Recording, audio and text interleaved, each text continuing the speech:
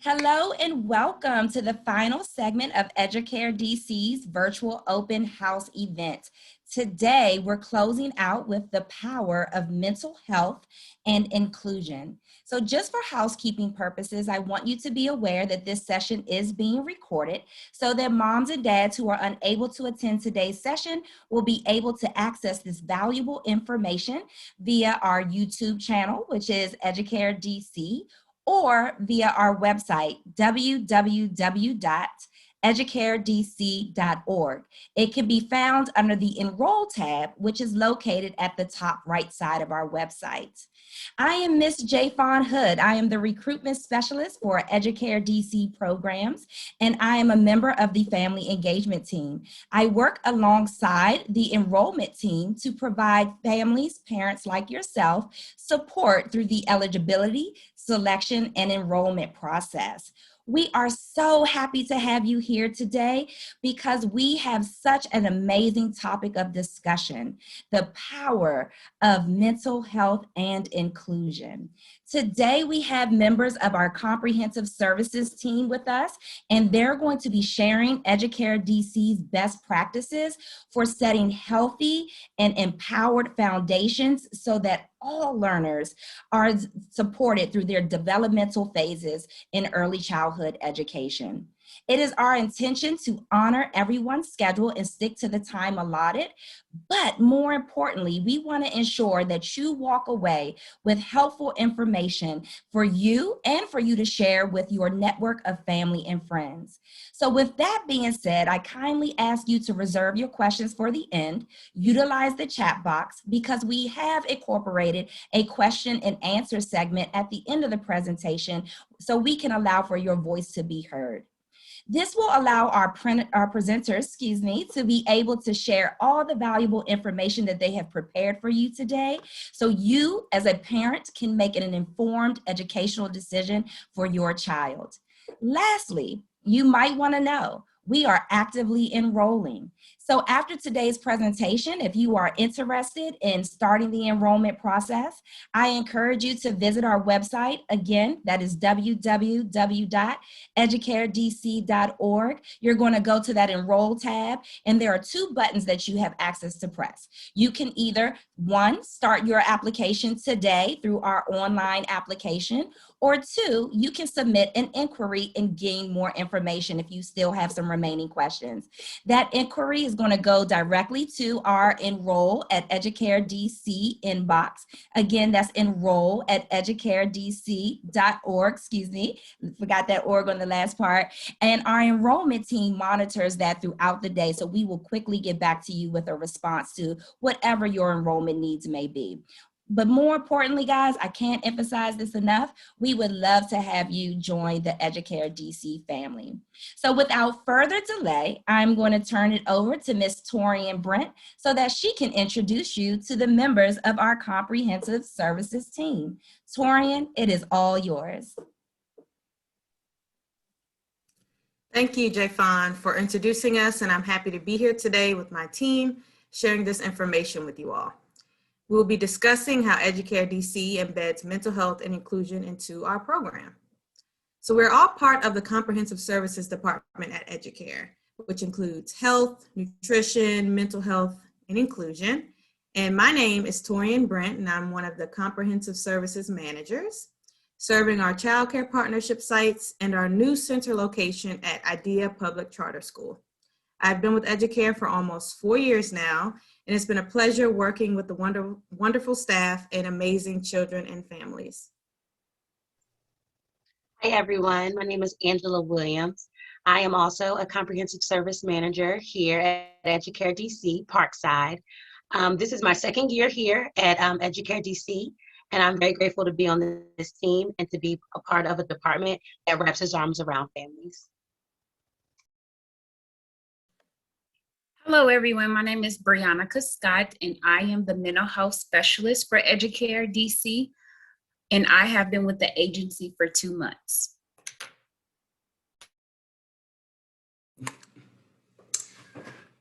Hi, everyone. My name is Benjamin Hassel, and I'm the inclusion specialist at Educare DC. I've been with Educare now for a little bit over a year, and I absolutely love the work that I do. I'm in a very privileged position to be able to have an impact on young people in their lives when it comes to growth and development. And it's a responsibility which I don't take lightly. I get a chance to talk to families and help in different ways. So therefore, I'm going to turn it over to our next presenter.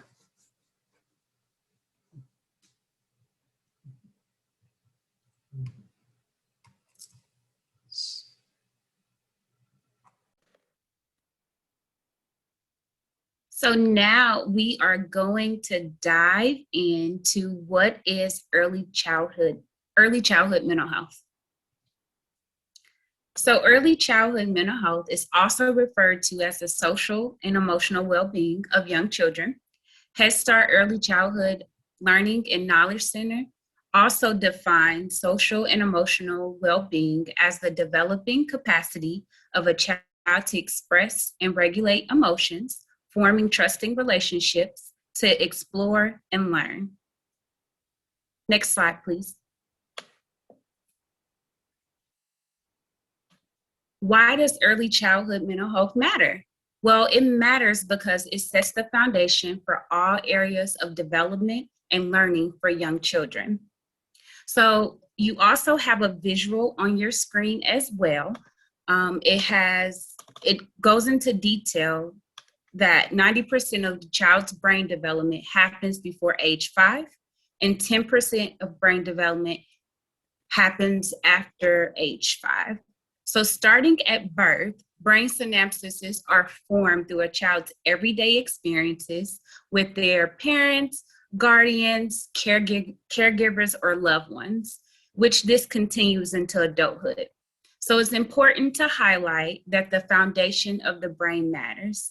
So I love to use the analogy of a house. So in order to build a house, we need a sturdy foundation so that house can last years and years to come.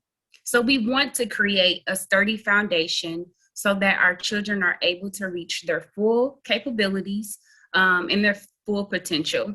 And it begins with the social, emotional well-being of our children. If a child experiences a fragile foundation, so again, going back to the analogy of the house, that house may not last as long as we would like it to. So we want to create a sturdy foundation.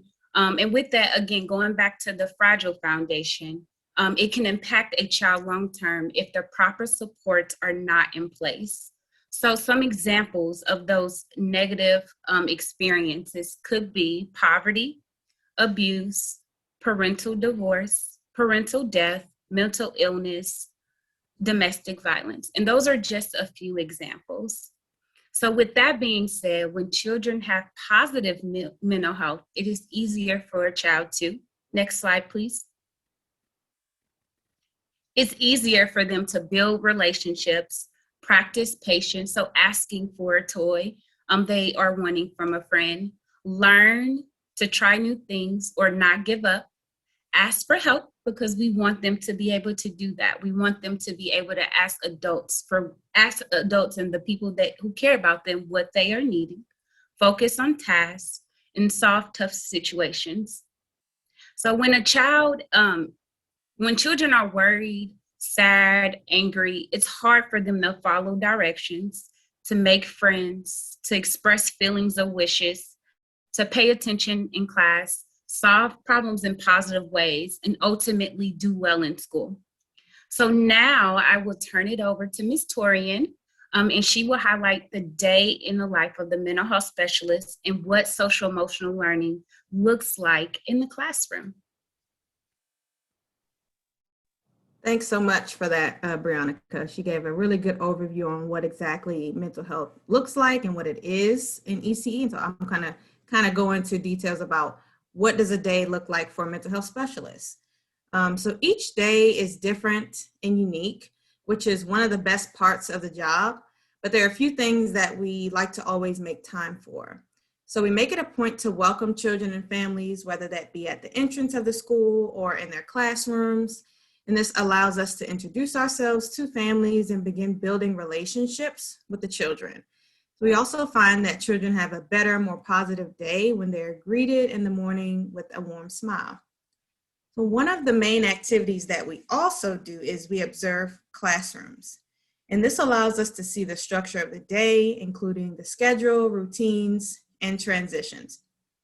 So we're also able to measure the emotional climate in the classroom and determine whether any additional supports are needed to promote social and emotional learning of all the children in the classroom. Next, we make time for meetings with teachers and coaches so that we can discuss any concerns and also create strategies and plans to make any necessary improvements. If we need to have individual plans for children, of course, we also bring in parents to share our observations and get their input as well. Because parents are the experts on their children and they can provide valuable information that we may not have otherwise.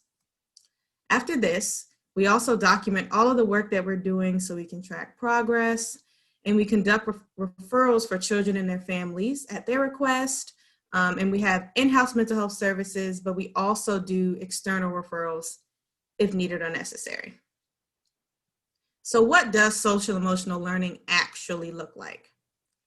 Next slide, please. What are some of the things that we look for when we're observing classrooms to determine how children are doing? First, as mentioned earlier, we see if they are adjusted to the classroom schedule and routines. This means how do they transition from one activity to the next? Are they able to follow steps and directions? And if not, how can we help them do this? Next, we look at how they interact with their peers and their teachers.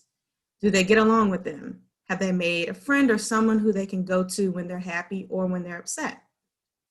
After this, does it look like they're enjoying the activities in the classroom and using the classroom materials? Do they have things that they like to do? Do they have interests? Are they able to show joy in these activities? And lastly, and probably most importantly, we want to know if they feel safe and accepted.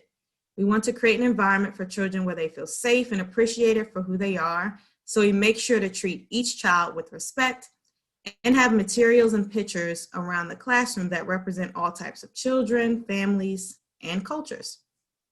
And this brings us to the next segment of the presentation, which will be by Mr. Benjamin Hassel, and he will be discussing inclusion for children and families of all abilities. Thank you for that introduction, Ms. Torian. So I'd like to talk a little bit about inclusion and what it's all about. If you look at the graphic that's in front of you, you'll see that you have different icons which are supposed to represent people with different colors. And it's an idea that everybody is welcome. We want to include everybody. Inclusion is not really that different. To give us a technical definition, according to Head Start, it's about supporting early childhood education and educators to ensure that children with disabilities can participate as full members of their learning communities. So when we talk about inclusion, it's an attempt to provide service in spite of any barriers that may exist. All these ideas are rooted in the belief that every child has the ability to succeed in school and in life. Furthermore, it's a small word, but its impact is vast. When we talk about inclusion, that term, it touches a lot of different communities. In society, we all have unique differences and we all have specific needs. So we want to be inclusive and we want to make sure that we are touching and accepting of everyone, no matter where they come from. In addition to that, early intervention services for toddlers and infants with, let's say, a learning disability or delay is important. It allows for all children coming into a community, all right, to feel first and foremost safe. We encourage participation. Professionals are constantly supervised and trained in the best practices when it comes to teaching. And we also promote a healthy development for our children to hit certain milestones. And I'd like to talk a little bit more about the teachers and some of the best practices that they receive. If we can go to the next slide.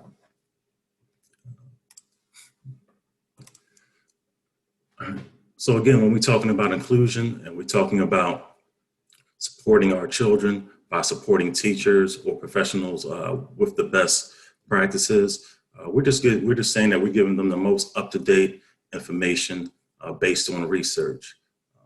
Why is this important?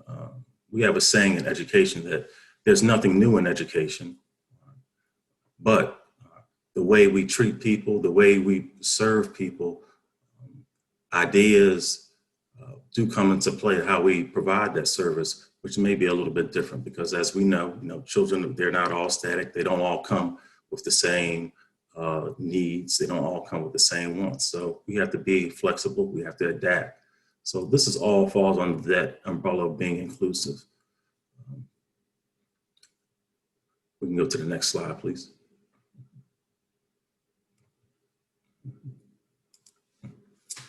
Why does it matter?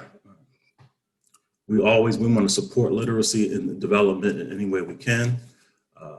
And the way we do that is by teachers, students, families having access to resources to support children and families.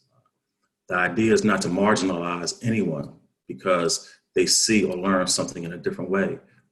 The idea is to create an environment where all the participants can learn and benefit. Once we do that, we can give children the social skills, or we can give them the problem-solving skills that they need so they can be successful or succeed in life or in different situations as they get older. This promotes a positive behavior through interventions. Children, they can learn in these inclusive environments, which are natural environments, the classroom, or in the community. It could be in the park, it can be in a trail that's near their home or near their school. And we just, at the end of the day, we want everybody to feel safe and free to speak up and give their opinion on any way they like. We can go to the next slide, please.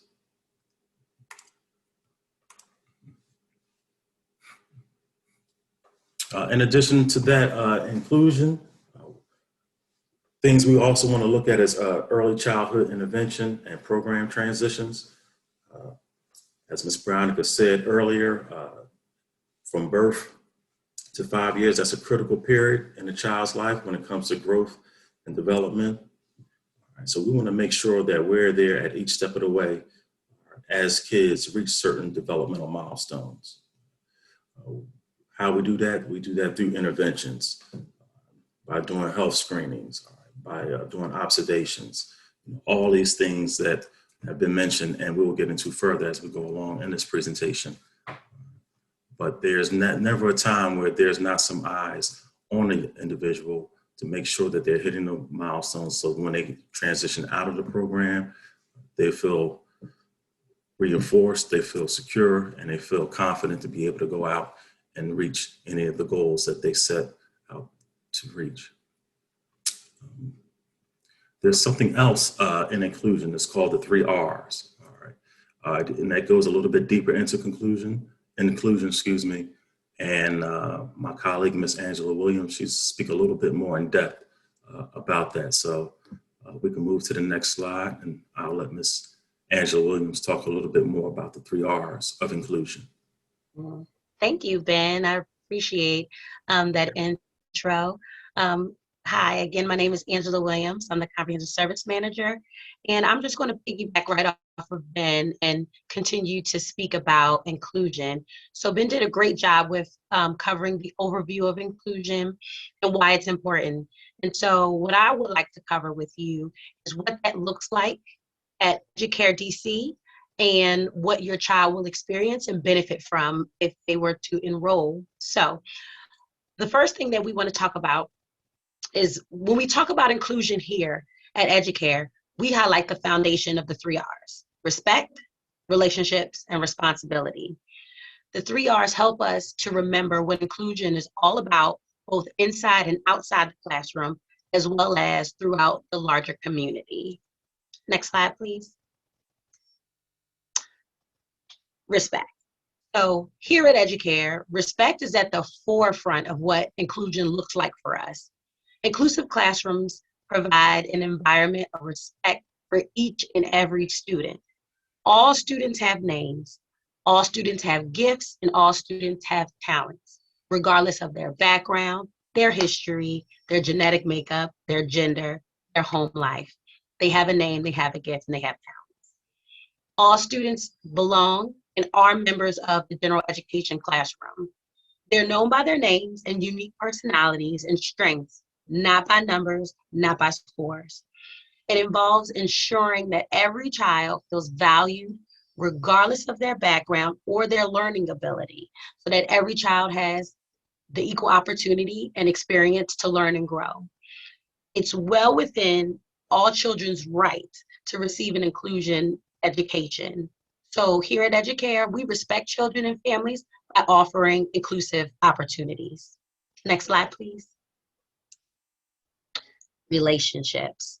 The importance and foundation of relationship building is also at the forefront of inclusion. Just like with mental health, when students are respected and accepted as full members of their school community, relationships develop. Relationships create a safety net for students to develop a growth mindset. A growth mindset is the belief that they can learn if they work hard and they persevere and they become resilient. Students' needs and not their labels is what drives instructional decisions and supports the decisions that we make for our program. With the addition of our trauma-informed practices, Educare staff, we all understand the importance of building relationships in a very authentic and organic way. Relationships are built through trust, consistency, and involvement. Our families are heard, their thoughts and their feelings are honored, and parents are also included in the daily routine of the school day. We can all learn something from one another, no matter how different we all are. So having families and children from all walks of life working together allows the opportunity for us to extend our perspective and accept differences. And when families feel invested, the program becomes meaningful. And when the program is meaningful, children and families are impacted. And that's what the framework of inclusion is all about. Next slide, please. The last R is responsibility. Once these relationships are formed, teachers, students, and parents develop the capacity to better address all kinds of student diversity and share the responsibility for student success. So the general education classroom becomes the starting point for all students and services and supports that are brought along. Leadership, teachers, parents, community partners, we're all stakeholders in ensuring that we're doing our parts in the academic and social development of our children. And it is the responsibility of all stakeholders to be accountable in upholding this inclusion model through effective communication. Educare, we strive on creating a nurturing environment to support the development of children. We utilize best practices both inside and outside the classroom. And when children are feeling nurtured and valued in that environment, they feel safe enough to take academic and social risks in the classroom with the guidance of nurturing adults. So it's our responsibility to continually observe, assess, support children to ensure that they're hitting those developmental milestones. With this process, it allows us to intervene quickly if needed. The way inclusion works here at Educare works best if all stakeholders take responsibility and work collaboratively together. Next slide, please. Okay, so now let's talk about what inclusion specifically looks like here at Educare DC. So if your child were to be in this classroom, if you were to walk the halls, what aspects of inclusion would you see? One thing that we want to emphasize is that we utilize community partnerships and programs that's in DC that's going to help build up families and also help children catch up on their developmental milestones as needed. Two programs as such are Strong Start and Early Stages. Strong Start DC is an early intervention program that's statewide, comprehensive, and coordinated. Strong Start is multidisciplinary, and it provides early intervention, therapy, and other services for infants and toddlers with disabilities and developmental delays and their families. Educare thrives on building teacher capacity when it comes to children with learning differences and disabilities and the education that they need in order to be successful. Teachers are taught how to read IEPs, how to understand IEPs and IFSPs, so that they can implement the goals directly into their lesson plans. The benefit of that is instead of only a related service provider working on that one goal, that child is working on those goals all day long with their teachers in the classroom. Teachers also receive professional development on different disabilities, how to scaffold their lessons, how to provide the accommodations with the guidance of the inclusion specialists here in the building. Each classroom at Educare DC is built with inclusion in mind. Children with and without disabilities or learning differences are all learning together in one room. With inclusive classrooms, everyone benefits. The classroom layout is physically accessible for all learners. Teachers use a variety of methods of instruction to ensure that children are gaining access to the curriculum. Interest areas in the classroom are multisensory, and they cater to individual student interests. So here at Educare, we celebrate, we honor differences, and there's a high expectation that's set for each child, regardless if they have a learning disability or if they have, or if they are neurotypical. Everyone's expectations are set very high. Next slide, please. So what we would like to do, we would like to take everything and bring it all together. I know we talked a lot about different programs and different activities and different partnerships that we use for mental health and inclusion. So we want to make it come alive.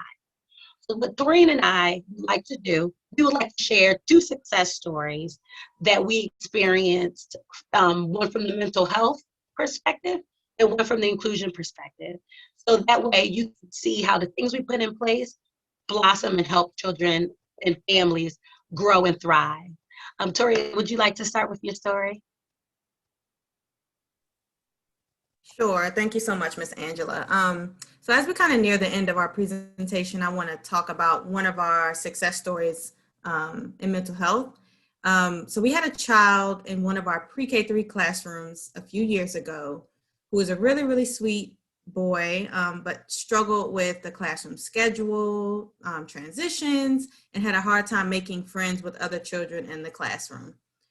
So the teachers reached out to me for support, and I conducted observation, and then I met with the teachers and the coach, and we put together some classroom strategies with what could possibly help him kind of make it through the day a little more successfully. And we put these in place for a few weeks, and his behaviors did improve a little bit, but we noticed that there was still something that was missing. So that's when I pulled in the family engagement team. I pulled in his family engagement specialist because we do work across departments a lot, and we really pride ourselves in being collaborative and, you know, thinking about the whole child and the whole family. So I pulled in a family engagement specialist to help me connect with his mother to see if she could use any other supports, and she did take advantage of some of our mental health referrals. So she got some support for herself. And once she was able to get this support and get the resources that she needed, his behaviors drastically changed, and he was able to just have a better time at school and enjoy being there a lot more. So this is just one of many stories that I have where the mental health supports that we have here improve the emotional climate in the classroom and also had some positive impact on the child and their family. So thank you. Thank you, Torian. That's always one of my favorite stories because it just helps us to understand the importance of working with other departments and also moving beyond the child and looking at their parents or grandparents or household and knowing how we can support that in order to support the child. So I really like that example of a success story. Thank you for sharing. Okay, so from the inclusion perspective, my success story is about, this happened last year before the pandemic, and we had a new pre-K 3 student enroll. We're going to call him Elijah. So Elijah came to us with an IFSP and a diagnosis of autism. Elijah was such a sweet boy, and he received speech services, occupational therapy, physical therapy, and applied behavior analysis, or ABA. So this kid received a ton of services, and his team was huge. He had a speech and language pathologist, he had an OT, a PT, an ABA therapist, he had me, he had his parents, he had 3 teachers, he had a case manager. That's over 10 people on his team. So coordinating and making sure we were all on the same page in order to support Elijah was very important.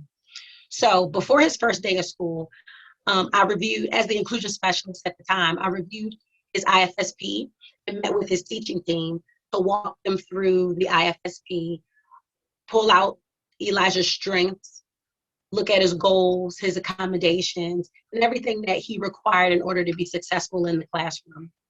And then I met with Elijah's case manager and his parents to learn more about Elijah, to learn more about his parents, his background, his interests, what his strengths were. Then it was the first day of school at Educare for Elijah. We knew it would be a transition for him because this was his first experience in outside of being home with his mom. So he went into the classroom, but we felt confident because we felt equipped with what we needed to support him. We knew his background, his interests, his goals. We wanted to be proactive.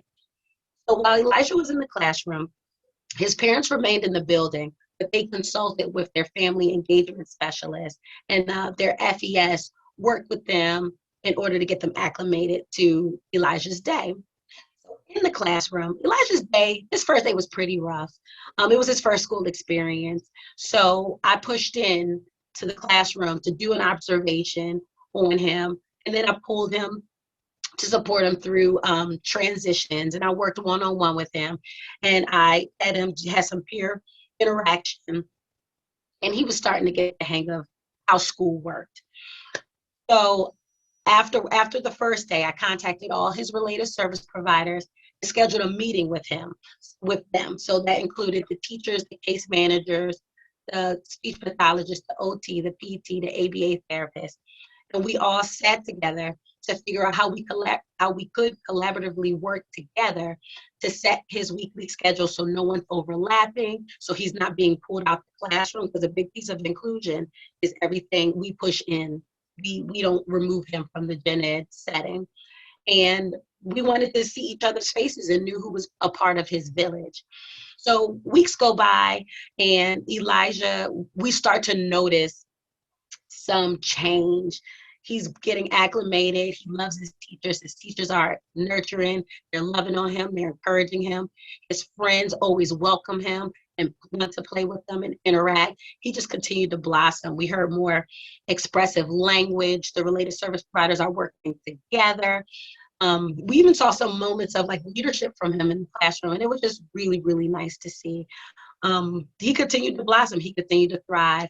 We encouraged the family, taught them how to advocate for Elijah and his needs, and things were great. The pandemic hit, and Elijah was moved to virtual learning.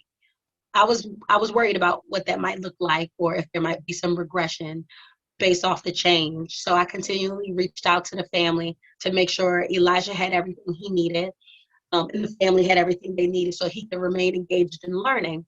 Educare provided materials, we provided tablets, whatever our kids needed, Educare was able to provide. And so Elijah continued to thrive. And I reached out to each related service provider to ensure that the services were happening virtually, and in what form. If there's anything that the pandemic has taught us, is that communication is key. So we continued to build this relationship with the family. And since we were able to do that from the beginning, they felt safe enough and trusted us enough to allow us in so that we could continue to support Elijah with all the resources and supports required for him to be successful, even during the pandemic. So thank you for allowing me to share my story about Elijah. And now this is the time where we wanted to say thank you for listening to us talk about mental health and inclusion here at Educare DC. And if there's one thing that we really, really want you to walk away with, is that with inclusion and with a positive mental health, everybody benefits, everyone benefits. Our students are shown respect here, and they're integrated into all facets of Educare DC. They're welcome and included, and our work routine and celebrations show how much they are thriving and how much they're blossoming. So thank you for listening. This is also a great time that if you have any questions, you could pop it in the chat, or you can turn off your mics and let us know what questions you have. Other than that, I believe Ms. J. Fawn has some questions that were emailed to her that we can begin to answer now. Yes. Thank you, Miss Angela. I did get some questions come in via email for some parents who knew they were going to be unable to make it, but I wanted to go ahead and start with the first one. And it says, what happens if my child is referred for support services? Ben, you want to take this one or you want me to go?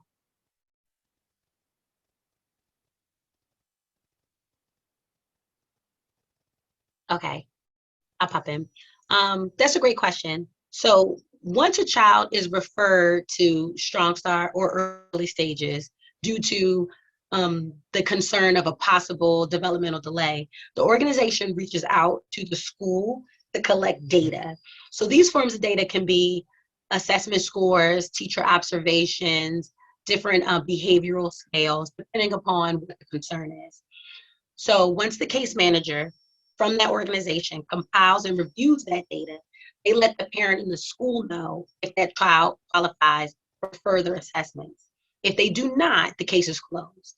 If they do qualify for further assessments, then the organization schedules a date with the family for assessments to discuss. Once the evaluations are conducted, we gather as a team to discuss the results of the assessments through the case manager. They schedule an eligibility meeting. So the objective of this meeting is to thoroughly discuss the assessments and determine if the child qualifies for services based upon certain percentage scores and different aspects of the concern. If the assessment scores do not demonstrate that services are required, the case is closed. If the scores do demonstrate a need for an assessment, then an IFSP or an IEP is written and services are delivered once the parent provides consent to begin services. Okay, great. So this question popped up in the chat box. Are there related service providers on site, or do you outsource those? Another good question. So we do not have related service providers on site.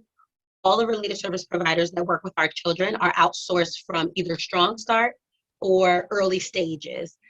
And so any related service providers that works with our kids aren't direct employees of Educare DC, but they are outsourced from the two organizations in which we use to receive services for kids. Okay, so this next question I think is going to be for you ladies of mental health. It says, what type of mental health services do you offer? It's a good question. So we actually offer a number of, in-house services, and we have a partnership with ESIN, or the Early Childhood Innovation Network, and they have clinicians that come on site. Well, they were on site before COVID, but now they're offering virtual services. So we can do referrals for individual or parent-child psychotherapy. We have a psychiatrist who can do medication management. We have some mindfulness classes for parents, and we also have some parenting classes as well. And this is all in addition to play therapy, which is offered for our preschool children. So before COVID, they would come, they would pull children, or they would do observations of them, work with them in the classroom. And in addition to this, we also have a mental health specialist who will do some of the things that we talked about in the presentation earlier, right? Like observations and working with teachers, creating individual plans, but they also can just meet with parents and talk about any concerns they're having as well if they don't want a formal referral. And in addition to all of this, we're also able to do some outside referrals if these options don't work for families. So we want to meet everyone where they are and do what's best for them. Okay, this looks like the last question. I am concerned about my child transitioning to a new environment. What type of challenging behaviors do children typically demonstrate when they are new to the school, and what are your experience with those? So that's another really good question and something that comes up a lot. And it just really depends on the child, right? Depending on their temperament. Some children are more friendly. They don't mind transitioning and doing new things or meeting new people. So they don't typically have an issue coming into school, even if they've never been in school before. But other children, they may be more shy, a little more nervous, and they may have some separation anxiety, particularly in those first few weeks. So we're, used to all types of children and we'll meet them, where they are.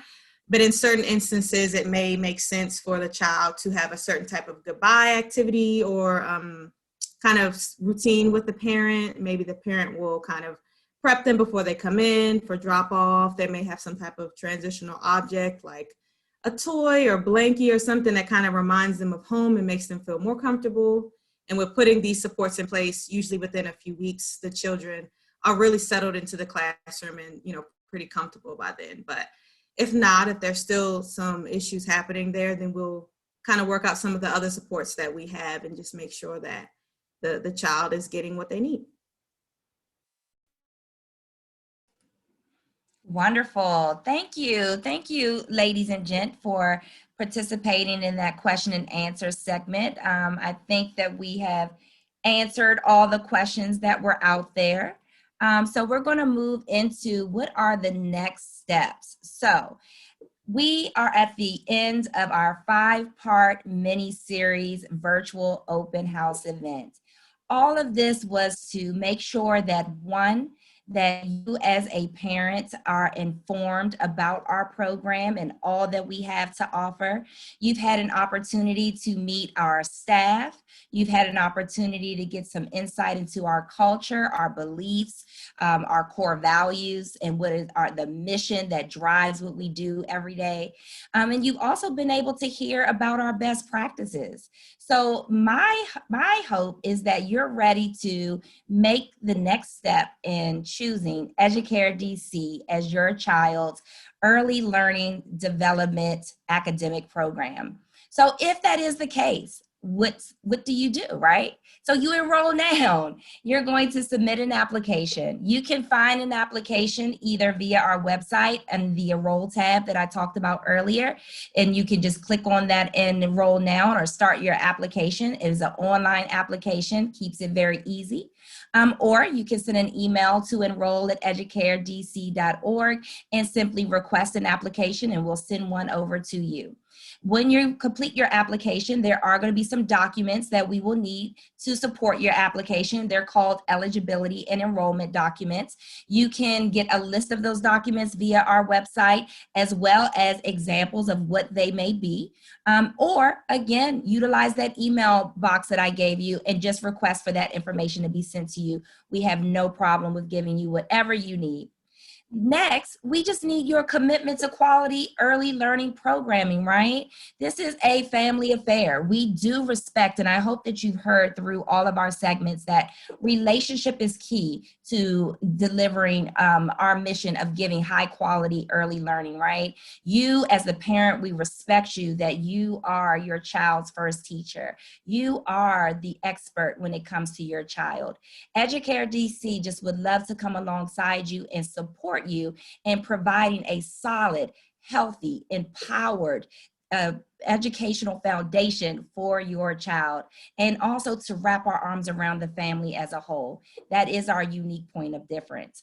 So we're looking for your commitment to quality early learning programming and to your child and to your family. And then also, if you know of any family, friends, or colleague that may be beneficial to learn about our program as well, spread the word, help us out, because our goal as we expand is to be able to provide high quality early learning educational opportunities to as many families as we can within the District of Columbia. So you can help us out with that initiative by just spreading the word. So again, you can enroll today. You can start the process today by visiting our website or shooting us an email to the enroll@educaredc.org email account. So I just want to give a huge kudos and thank you to our comprehensive services team. They did such an amazing job in delivering powerful information today. I hope we met our goal of providing you with helpful, useful, meaningful information. And when you leave today, you feel like you are prepped and ready to go to make an informed education decision for your child and for your family. I have a few last minute things that I want to share with you just for your edification. We have some events coming up. So yes, today is the final segment of our open house. However, we do have a bonus event coming up on Saturday, March the 13th. Our enrollment team, if you've been coming along the way with us, you may have met them a few weeks back. They are dedicating a Saturday to provide one-on-one support to families who need a little bit more assistance when it comes to the application process. So they are going to be doing 15-minute one-on-one segments with parents to provide application support. If you need help filling out that application, we got your back. If you need support with how to access the documents that we are requesting, or what do those documents look like, we got your back. If you just simply want to go ahead, you submitted your documents, you've completed the application, and you just want to schedule your intake interview, we got you for that as well. So please utilize that one-on-one support with the members of our enrollment team. They are standing by, looking forward to your reservation for Saturday, March the 13th. Also, I mentioned at the beginning of the presentation that we are actively enrolling, and we are. It's a two-part process because one, we are expanding. Our new location, Educare DC, is scheduled to open in May, and that is going to allow us the opportunity to provide 80 additional early Head Start, that's 0 to 3 seats for the Ward 7 and Ward 8 communities. So on Thursday, March the 11th, our school director, Ms. Talia Newman, is going to be hosting a Get to Know Educare Town Hall info session in which we will be providing more information and more details about our new location, Educare DC IDEA. So what are some things that you can expect to hear? Well, we are opening in May, but when in May? We will be launching and announcing our opening dates. Also, what's going to be the learning format? We're still in the pandemic. Well, we're going to be answering that as well. Currently at Educare DC Parkside, we are in a hybrid learning format. So we have about 20-25% of our student population on site for our parents who are essential workers. And then the remaining population are experiencing remote learning. Will we be doing that at Educare DC IDEA? Come find out on Thursday, March the 11th. And then any other pertinent questions that you may have in regards to our new location, we would love to be able to answer them for you. So if you are interested, please, we will be launching on eventbrite.com an opportunity for you to reserve your seat for that virtual event as well. If you don't want to wait, you can always send an email to that same account, enroll@Educare DC IDEA, in the subject line. Put Educare DC IDEA, new location, and just simply in the body of the text say, I want to attend the town hall, and we will send you that Zoom link. So again, that's going to be on Thursday, March the 11th, and we hope to see you there. So that is all that I have to share. It has been a pleasure to be able to host such a robust program for you guys. I really hope that you got a great sneak peek into Educare DC programs. And more importantly, I am hoping that you are going to make that selection in choosing Educare DC as your child's early learning development academic program. Come join our family. We are here with open arms, ready to receive you and give you an amazing academic experience.